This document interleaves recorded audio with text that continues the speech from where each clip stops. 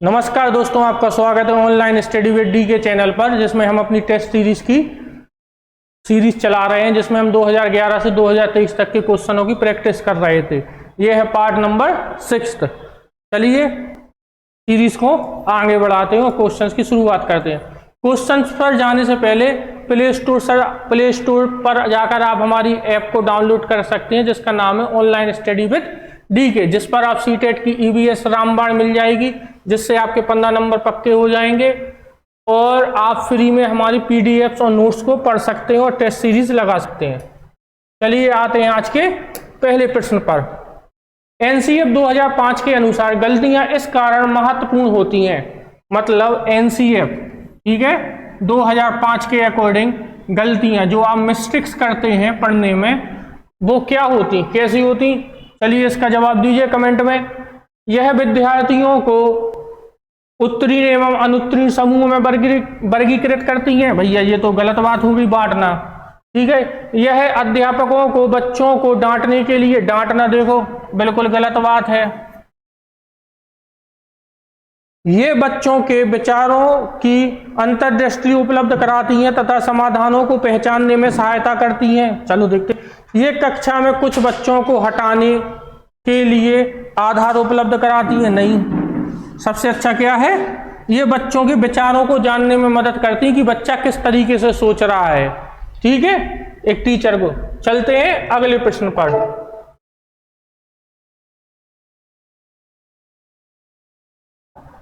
लड़कों एवं लड़कियों के विषय में कुछ कथन नीचे दिए गए हैं, आपके अनुसार इनमें से कौन सा सही होगा? चलिए बताइए इसका उत्तर क्या होगा। लड़कों को घर के बाहर के कामों में सहायता करानी चाहिए। लड़कों को घर के कामों में सहायता करानी चाहिए। सभी लड़कों को विज्ञान तथा लड़कियों को गृह विज्ञान पढ़ाना चाहिए। ये तो नेगेटिव हो गया, पक्षपात डायरेक्ट ही समझ में आ रहा। लड़कियों को घर के काम में सहायता करनी चाहिए। कौन सा होगा इसका उत्तर? बी।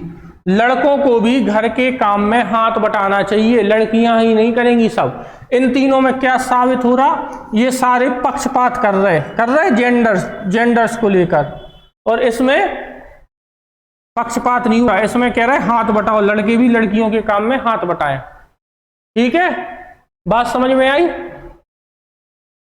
चलते हैं अगले प्रश्न पर।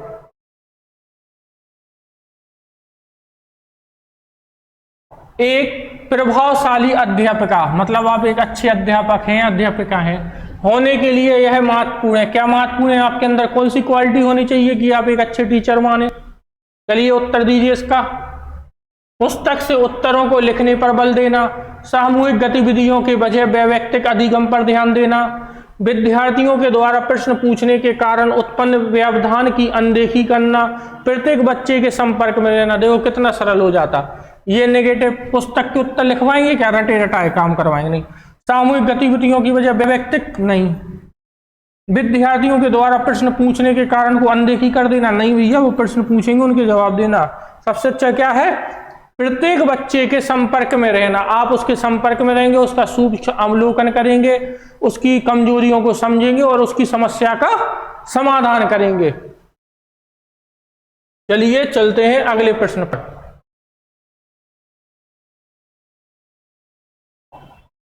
निम्नलिखित में से कौन सा एक उपयुक्त रचनात्मक आकलन कार्य नहीं है? मतलब फॉर्मेटिव असेसमेंट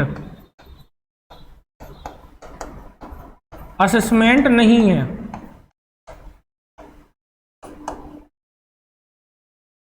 तो बताओ इसका। खुले अंत वाले प्रश्न, परियोजना, अवलोकन, विद्यार्थियों का योग्यता क्रम निर्धारित करना। नाम ही से समझ में आ गया होगा, जल्दी दीजिए क्या होगा कमेंट में उत्तर। देखो सब होंगे, ये नहीं होगा। ये क्या है? योगात्मक। इसमें मूल्यांकन है। ये क्या है? मूल्यांकन। यहां आप बच्चे का मेजरमेंट कर रहे हैं, ठीक है। चलते हैं अगले पर। प्राथमिक स्तर पर, मतलब प्राइमरी लेवल पर। प्राथमिक स्तर पर बच्चों के लिए बाल साहित्य, ठीक है, बाल साहित्य की बात चल रही, के चयन का मुख्य आधार क्या होना चाहिए? छोटी रचनाएं, रोचक विषय वस्तु, रंगीन चित्र, सरल जानकारी। देखो सारे सही हैं, मगर सबसे ज्यादा अच्छा कौन सा है ये आपको बताना है। कौन सा होगा जल्दी बताइए, कमेंट में उत्तर दीजिए। सबसे अच्छा क्या होगा? रोचक विषय वस्तु। रोचक विषय वस्तु में ये सारी चीजें शामिल हो जाएंगी, ये तीनों, ठीक है। यहाँ पूरी बस विषय वस्तु की बात कर रहे हैं, उसको अपन रोचक बनाएंगे, उसमें छोटी रचनाएं भी आ जाएंगी, रंगीन चित्र भी आ जाएंगे, सरल जानकारी भी आ जाएगी। विषय वस्तु कैसी होनी चाहिए? रोचक, ठीक है, प्राइमरी लेवल पर। चलते हैं अगले प्रश्न पर।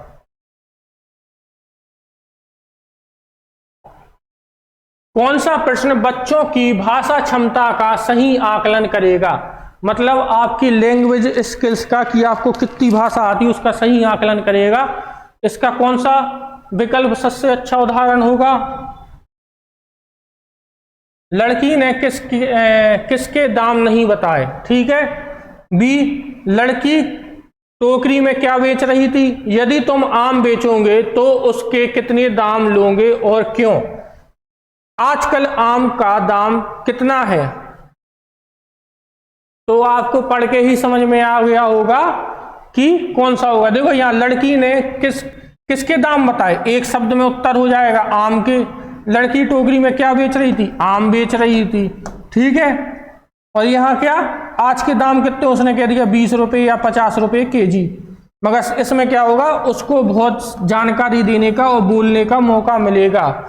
यदि तुम आम बेचोगी तो उसके कितने दाम लोगी और क्यों लोगी, तो उसको यहाँ विस्तार से बताना पड़ेगा, भाषा का ज्यादा प्रयोग करेगी, ठीक है। तो आकलन करने के लिए सबसे अच्छा प्रश्न को उत्तर कौन सा होगा? सी।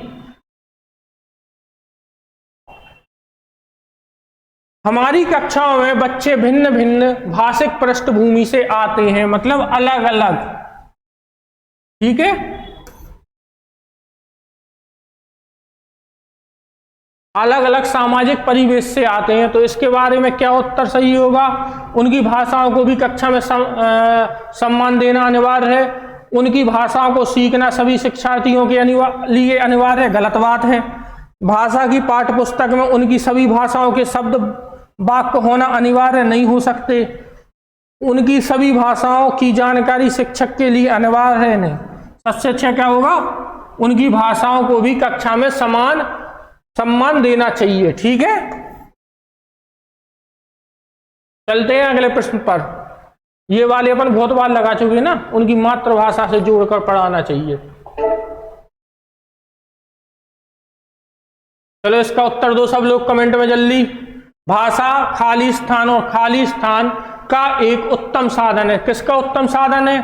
सुनने, बोलने, सोचने, पढ़ने, लिखने, संप्रेषण, सोचने, महसूस करने और चीजों से जोड़ने, पढ़ने, लिखने, समझने। अब बताओ सबसे अच्छा कौन सा उत्तर होगा? जल्दी कमेंट में बताओ सबसे अच्छा क्या होगा। इसमें सब आ गया। सोचने मतलब यहाँ सोचेंगे, थिंकिंग करेंगे, महसूस करेंगे और चीजों से जोड़कर उसको आगे पढ़ेंगे और उसके बारे में विस्तार से बताएंगे, चीजों से जोड़ने में, ठीक है। बात समझ में आई?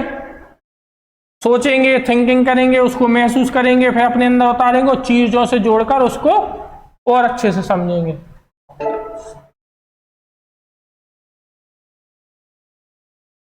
लो एक और भाषा से सवाल आ गया रिलेटेड। भाषा सीखने का व्यवहारवादी दृष्टिकोण, बिहेवियरिस्टिक अप्रोच है ना, पर बल देता है। बिहेवियरिस्टिक अप्रोच किस पर बल देता और किसने इसकी बात की? तो जल्दी बताओ कमेंट में किसने इसकी बात की। सोशल लर्निंग थ्योरी की किसने बात की?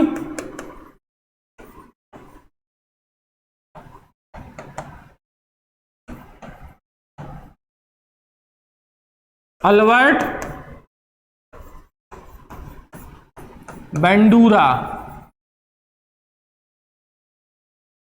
इसी के सिद्धांत को और किस नाम से जानते? सामाजिक संज्ञानात्मक व्यवहार का सिद्धांत। तो वो किसकी बात करते? बच्चे अनुकरण करके सीखते हैं, ऑब्जर्वेशन, और एक काय से सीखते? मॉडलिंग, ठीक है, नकल कर कर। तो क्या इस काय से सीखेंगे भाषा? अनुकरण करके, ठीक है। इनने सीखने के 4 चरण बताए, कैसे सीखते वो 4 चरण आप कमेंट में बताओ, कमेंट करके। चरण कौन कौन सी बताए?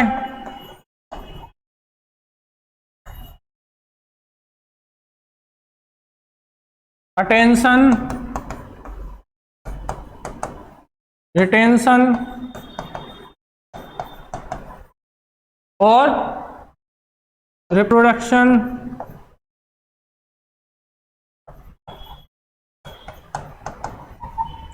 और मोटिवेशन।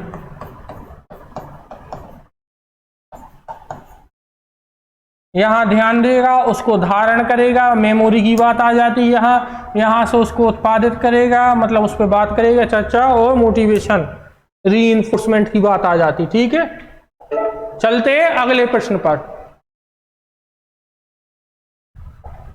भाषा कौशलों से संबंध में कौन सा कथन सही है? भाषा कौशलों के संबंध में तो भैया भाषा कौशल कौन कौन से होते? लैंग्वेज स्किल कौन से होते?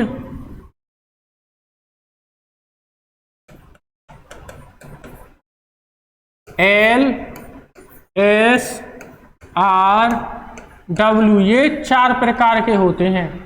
ठीक है, L से लिसनिंग, सुनना,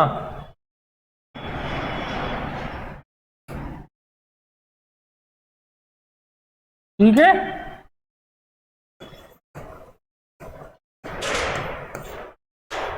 स्पीकिंग मतलब बोलना, रीडिंग मतलब पढ़ना, राइटिंग मतलब लिखना।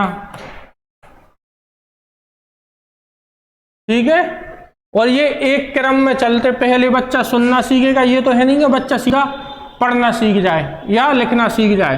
पहले सुनेगा, फिर बोलना सीखेगा, फिर पढ़ना सीखेगा और सबसे बाद में लिखना सीखता। ठीक है, तो कौन सा सही है? भाषा के कौशल अंतः संबंधित होते हैं। भाषा के सभी कौशलों को नए सिरे से सीखने की आवश्यकता होती है। भाषा कौशल एक दूसरे से स्वतंत्र होते हैं। भाषा के चारों कौशल एक क्रम में सीखे जाते हैं। तो सबसे सही क्या है? ये अंतः संबंधित होते। कैसे होते? Inter related. ठीक है, कैसे? Inter related.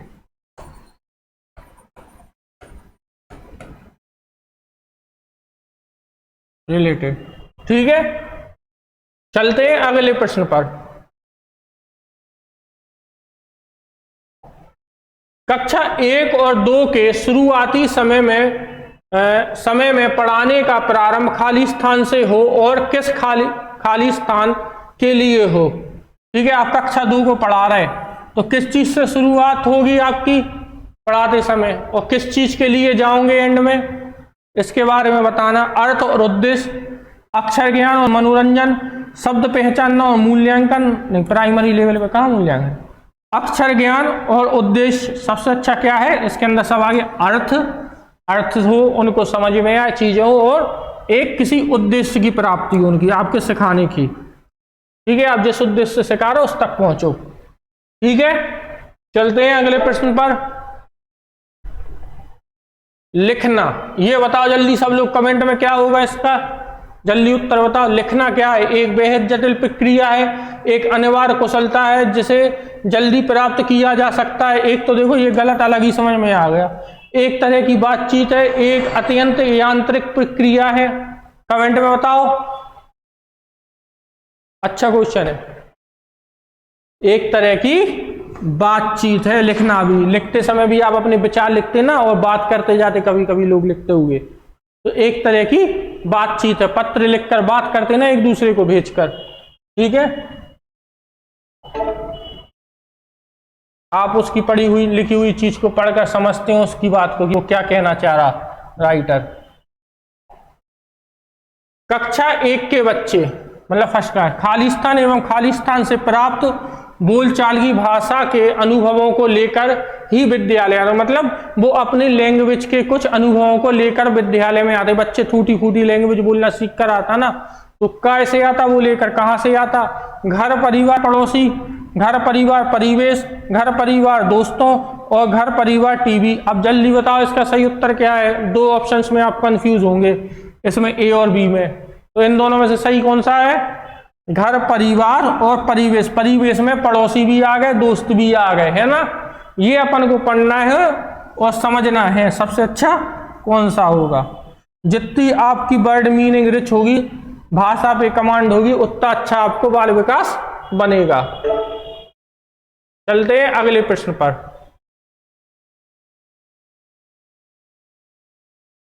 प्राथमिक स्तर की ईवीएस पाठ्य पुस्तकों में कविताएं और कहानियां सम्मिलित करने का कारण है।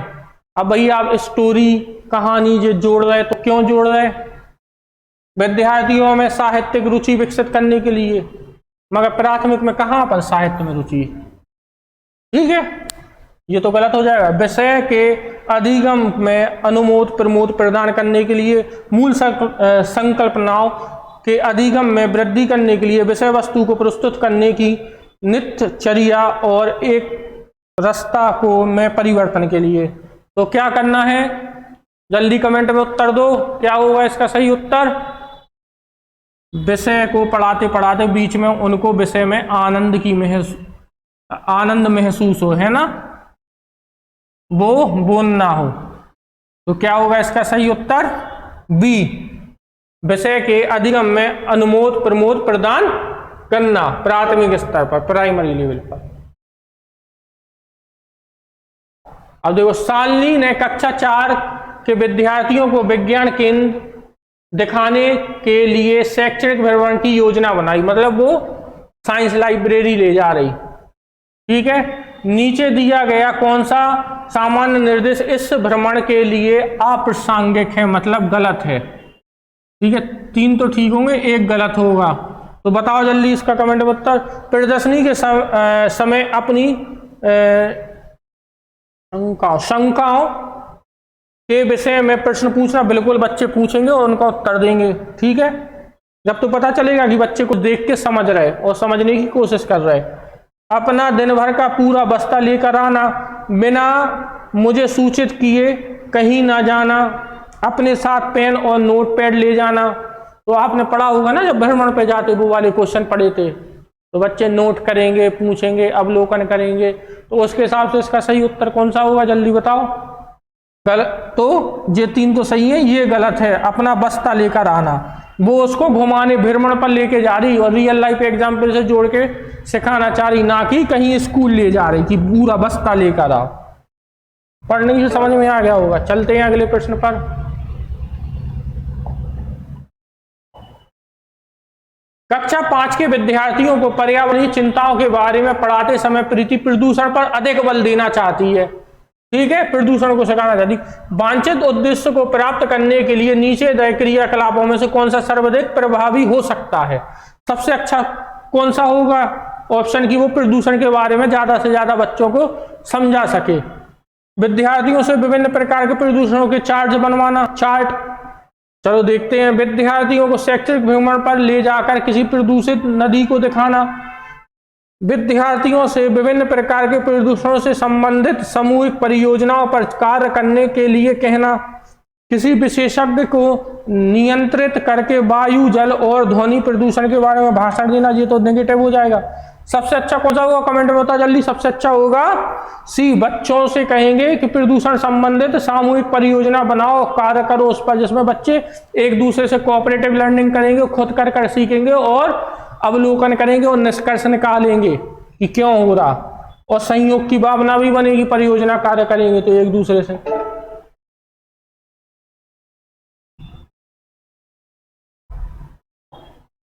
राष्ट्रीय पाठ्यचर्या की रूपरेखा 2005 उल्लिखित गणित की लंबी आकृति संकेत करती है। किस पर संकेत करती है? उत्तर दो। अच्छा जी, एनसीएफ 2005 लागू कब हुआ था? कमेंट में बताओ जल्दी। कब से पावर में आया था? जल्दी बताओ। एनसीएफ 2005 कब से पावर में आया था?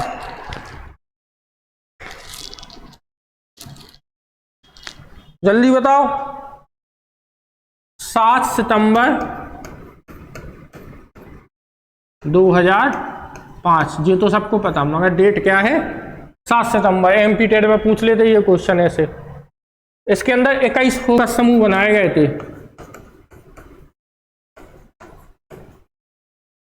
प्रोफेसर यशपाल इसके अध्यक्ष थे।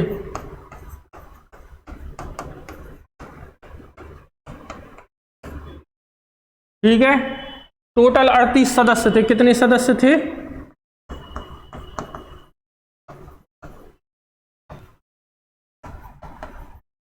जिसमें से 35 काय के थे, स्कूल कॉलेज वगैरह सबके, और 3 किसके थे? NCERT के।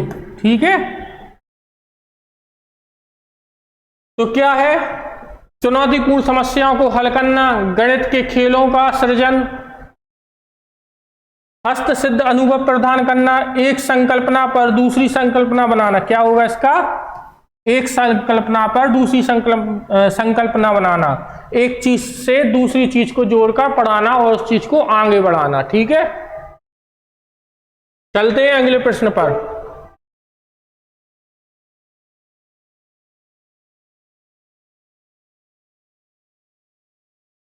कक्षा 4 के लिए समय के मूल्यांकन का के प्रचलन होंगे।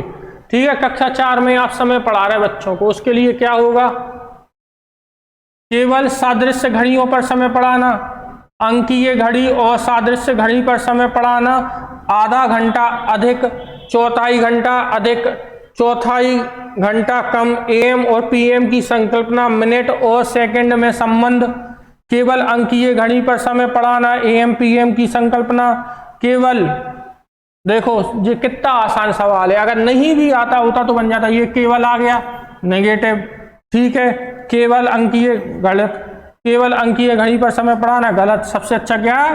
अंकीय और सादृश्य घड़ी पर पढ़ाना, उसको संबंध सिखाएंगे, आधा घंटा पौन घंटा में अंतर बताएंगे, AM PM की अवधारणा से परिचित करवाएंगे। इसमें सब कुछ आ गया, तो सबसे अच्छा उत्तर क्या होगा? B। आगे बात समझ में? चलते हैं अगले प्रश्न पर।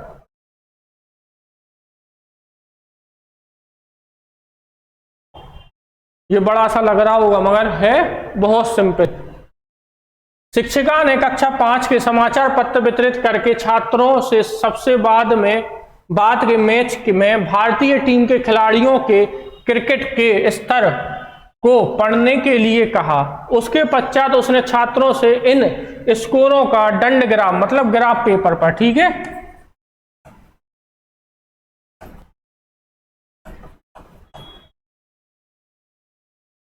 ग्राफ पेपर पर खींचने के लिए कहा। यह शिक्षक प्रयास कर रही है, शिक्षिका काय का प्रयास कर रही, कैसे सिखाने का प्रयास कर रही? छात्रों की वास्तविक जीवन और गणितीय संकल्पनाओं के बीच संबंध जानने में सहायता करने की परियोजना उपागम द्वारा छात्रों को शिक्षा देने की, कक्षा को आनंदमय एवं अभिव्यक्त्यात्मकशील बनाने के लिए, छात्रों की तार्किक क्षमता में वृद्धि करने के लिए। तो क्या कर रही? कमेंट में उत्तर दो। सबसे अच्छा क्या है? ए, वो छात्रों को वास्तविक जीवन से जोड़कर पढ़ाने की कोशिश कर रही। मैच, क्रिकेट अपन लोग देखते हैं रोज, उनने क्रिकेट देखा, उसके स्कोर के बारे में दिखा, समझा, अवलोकन किया, वो क्या करी, फिर उसको गणितीय तौर पर कि गणित में उस ज्ञान का वो इस्तेमाल कर पा रहे हैं क्या नहीं कर पा रहे, गणित के रूप में कल्पनाओं से भी संबंध जानने की सहायता कर रही। ये तो है क्रिकेट उनके दिनचर्या, रोज का दैनिक जीवन का हिस्सा, फिर उसको गणित में उतारो, ग्राफ पेपर पर बताओ कैसे रन बने, कैसे क्या हुआ मैच में। ठीक है, चलते हैं अगले प्रश्न पर। भिन्न की इकाई से शिक्षक ने छात्रों से किन्हीं 5 भिन्न की सूची बनाने के लिए कहा। यह प्रश्न संकेत करता है, जल्दी कमेंट में उत्तर दो, सोचने के उच्च स्तर को, विश्लेषणात्मक सोच को, त्रिबिंबीय आकाशीय सोच को, सोचने के निम्न स्तर को। अब बताओ जल्दी आप लोग कमेंट में इसका क्या होगा सही उत्तर। देखते हैं कितने लोग बता पाते सही। सही क्या होगा? सोचने के निम्न स्तर पर। क्यों निम्न स्तर होगा? क्योंकि यहाँ बच्चे किसी भी चीज का उपयोग नहीं कर रहे अपने ज्ञान का, ना खुद से करके। उसने कहा एक पाठ खोल लो, इकाई खोल लो भिन्न, उसमें से कोई भी 5 भिन्न छांट कर लिख दो। तो बच्चों के या कोई भी कौशल का इस्तेमाल नहीं किया, उन्होंने तो देख के सीधा लिख दिया। ठीक है, तो निम्न स्तर है ये।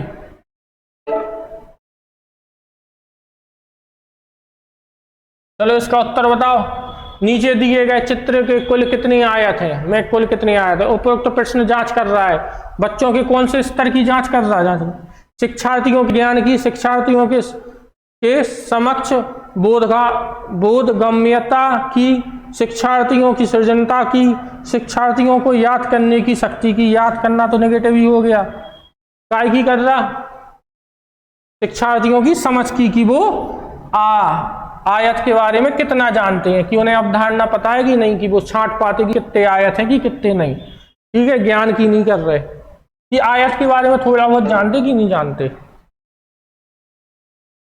अरे कितना बड़ा प्रश्न है ये, मगर होगा आंसर इसका छोटा सा। कक्षा 2 से सम संख्याओं और विषम संख्याओं की संकल्पना का परिचय मूर्त मतलब कॉन्क्रीट जो सामने है, जो दिख रही, उनसे जोड़कर दी गई संख्याओं के साथ युगलन के क्रियाकलाप द्वारा दिया गया है। इसके पश्चात शिक्षिका ने छात्रों से यह जांच करने के लिए कहा कि वे यह देखें कि रंगों के डिब्बों में क्रेयॉन की कुल संख्या सम है अथवा विषम है, उनकी गणित की कॉपी के कागजों पेजों की संख्या सम है अथवा विषम है। तो अथवा विषम संख्या ज्ञात करना, यह क्या कार्य है, यह कार्य पेजों की सम संख्या अथवा विषम संख्या ज्ञात करना का यह कार्य क्या है, वो किस प्रकार का आकलन कर रही, देखो मूल्यांकन कर रही, क्या कर रही, कौन सा मूल्यांकन कर रही, देखो प्रत्यक्ष मतलब कॉन्क्रीट जो उसके सामने है, रियल लाइफ चीजों से जोड़कर, जिन्हें वो देख सकते, छू सकते, महसूस करते, उनसे जोड़कर वो सम और विषम की अवधारणा पढ़ा रही बच्चों को। ठीक है, और फिर कह रही कि कॉपी के पेज देखो कि सम है कि विषम है तुम्हारी गणित की, और कलर के डिब्बों में कलरों की संख्या देखो कि विषम है कि सम है। तो वो क्या कर रही, ये पढ़ चुके, पढ़ाते समय आकलन कर रही, मूल्यांकन कर रही। तो कौन सा, अधिगम के लिए आकलन, सही उत्तर क्या होगा, अधिगम के लिए आकलन या मूल्यांकन, असेसमेंट फॉर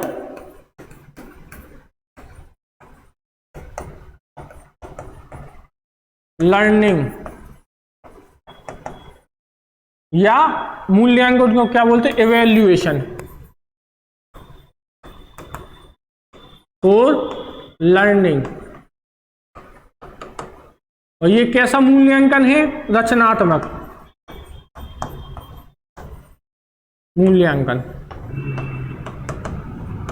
ये पढ़ाई के दौरान होता है ना, ड्यूरिंग स्टडी, ये हम बता चुके हैं आपको।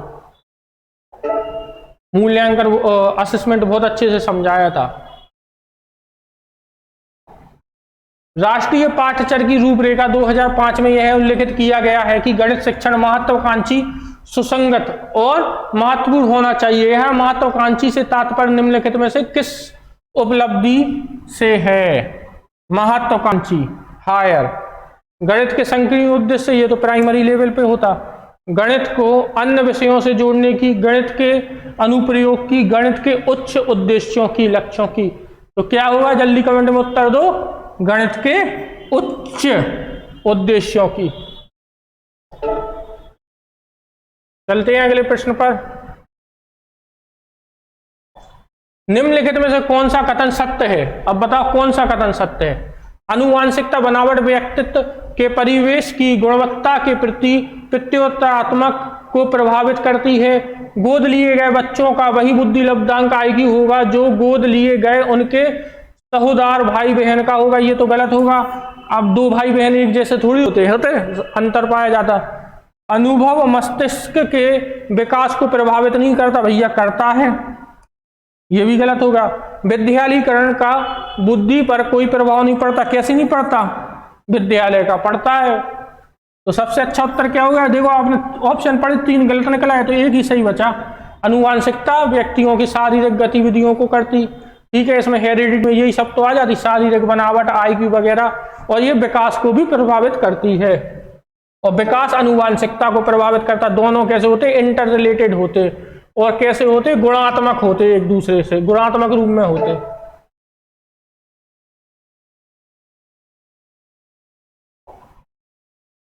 पूर्व विद्यालय में पहली बार आया बच्चा मुक्त रूप से चिल्लाता है। 2 वर्ष पश्चात वही बच्चा जब प्रारंभिक विद्यालय में पहली बार जाता है तो अपना तनाव चिल्लाकर व्यक्त नहीं करता, अपितु कंधे व गर्दन की पेशियां तन जाती हैं। उसके इस व्यवहारीकरण परिवर्तन का क्या सैद्धांतिक आधार हो सकता है? चलिए बताइए इसके बारे में क्या होगा। पहले पूर्व विद्यालय में गया, नर्सरी वगैरह में, जब वो चिल्लाता था, रोता था, यूकेजी वगैरह। फिर जब वो प्रारंभिक विद्यालय में गया तो रो नहीं रहा, हाथ पैर ऐंठ रहा, गर्दन कर रहा, तो क्या होगा? विकास का क्रमिक प्रकार होता है, विकास निरंतर होता रहता है, अलग अलग लोगों में विकास की भिन्न भिन्न रूप से होता है। ये क्या है? विभेद और एकीकरण विकास के लक्षण है। वो पहले गया था, उससे जोड़ के वो समझने लगा उस चीजों को, तो वो उतना ज्यादा नहीं रोया। ठीक है, उतना ज्यादा तो नहीं समझता मगर थोड़ा बहुत समझता है। ठीक है, और एकीकरण कर लिया उसने उस माहौल का। इनमें से कौन सा सिद्धांत कार्य यह मत स्पष्ट करता है कि बच्चे अपनी बुद्धि व विकास हेतु कठोर अध्ययन करते हैं? तो किसका है ये? इन सिद्धांतों के नाम बताओ, इन सिद्धांतकारों के। हमें इनने क्या कह दिए? ये किसका मत है? मैस्लो का। और इनने क्या दिया? आवश्यकता अनुक्रम का सिद्धांत, पद अनुक्रम का सिद्धांत है ना, हायरार्की ऑफ नीड। और स्किनर का क्या है? पुनर्वरण रीइंफोर्समेंट का, रीइंफोर्समेंट पे बात करें। पियाजे का क्या है? संज्ञानात्मक विकास का सिद्धांत। और इनका अभी हाल पढ़ते आ रहा है, कौन सा था?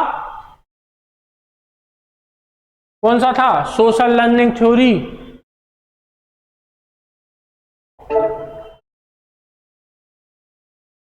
वो डॉल पर वो किया था टेस्ट। एक बच्चा अपनी मातृभाषा सीख रहा है, वह दूसरा बच्चा वही भाषा द्वितीय भाषा के रूप में सीख रहा है। दोनों निम्न में से कौन सी समान प्रकार की त्रुटि कर सकते हैं? देखो, एक लैंग्वेज मातृभाषा सीख रहा अपनी मदर टंग, ठीक है, मदर टंग सीख रहा, लैंग्वेज वन के रूप में। और एक बच्चा क्या सीख रहा? वही भाषा, जैसे हिंदी है आपकी, ठीक है, मातृभाषा। और कोई साउथ का बच्चा हिंदी को कैसे सीख रहा है? L2 के रूप में। तो दोनों में कौन सी गलती करने की गुंजाइश है? एक सी। आधिकारिक सामान्यीकरण, सरलीकरण, विकासात्मक, अत्याधुनिक संशुद्धता, अत्यधिक संशुद्धता को कौन सा होगा उत्तर? जल्दी दो कमेंट में क्या होगा? इसका होगा विकासात्मक, क्योंकि वो सीख रहे, डेवलपमेंट कर रहे, आगे बढ़ रहे उन्नति की ओर। तो उन्नत सीखते हुए वो सीखने की एक सी गलती कर सकते उन्नति की ओर।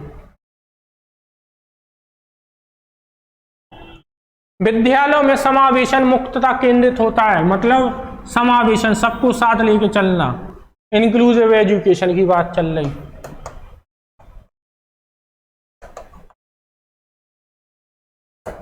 एजुकेशन विशिष्ट श्रेणी वाले बच्चों के लिए सूक्ष्म प्रावधानों के निर्माण पर केवल निरयोग्य छात्रों की आवश्यकताओं को पूर्ण करना, केवल बात आगे गलत हो गया। संपूर्ण कक्षा की कीमत पर निरयोग्य बच्चों की आवश्यकताओं को पूरा करना, सारे बच्चों को हटा के केवल उन्हीं पर ध्यान देंगे, गलत बात है। विद्यालयों में निरक्षर अभिभावकों की शैक्षिक आवश्यकताओं पर नहीं, अभिभावकों की थोड़ी देना, बच्चों की क्या है? जो विशिष्ट बच्चे आते हैं ना, CWS, child with special need, तो के लिए सूक्ष्म प्रावधानों पर के निर्माण पर, मतलब उनके हर एस्पेक्ट पर, सीखने के पर ध्यान देंगे, छोटी से छोटी चीज पर। ठीक है, चलते हैं अगले प्रश्न पर।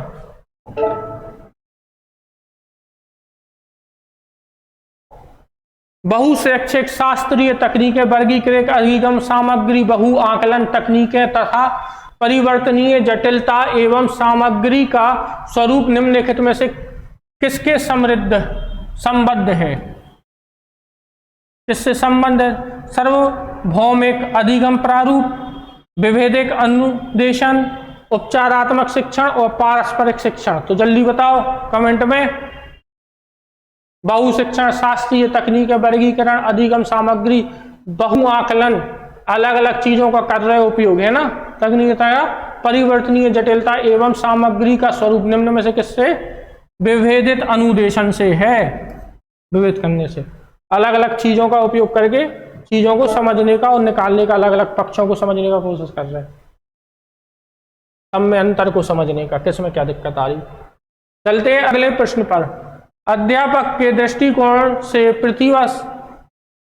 प्रतिभाशीलता किसका संयोजन है? प्रतिभाशीलता,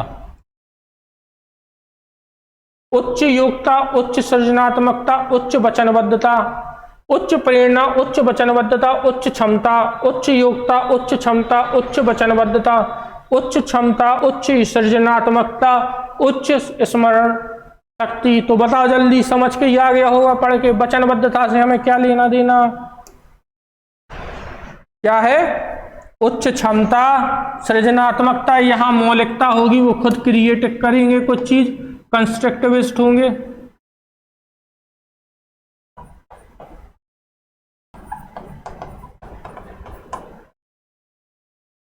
है ना? उच्च स्मरण शक्ति, उनकी धारण करने की कैपेसिटी अच्छी होगी, किसी भी चीज को अच्छे से अपने अंदर उतार सकते हैं और उसको जरूरत पड़ने पर पुनः उसका स्मरण जल्दी से कर पाएंगे, उनकी स्मरण क्षमता भी अच्छी होगी, प्रतिभाशाली है ना। चलिए आज का सेशन यही खत्म होता है। अगर आपको हमारा पढ़ाना समझ अच्छा लगा हो तो हमारे चैनल को सब्सक्राइब, लाइक और शेयर जरूर करें। मिलते हैं कल कुछ नए क्वेश्चनों के साथ। जय हिंद, जय भारत, जय श्री राम।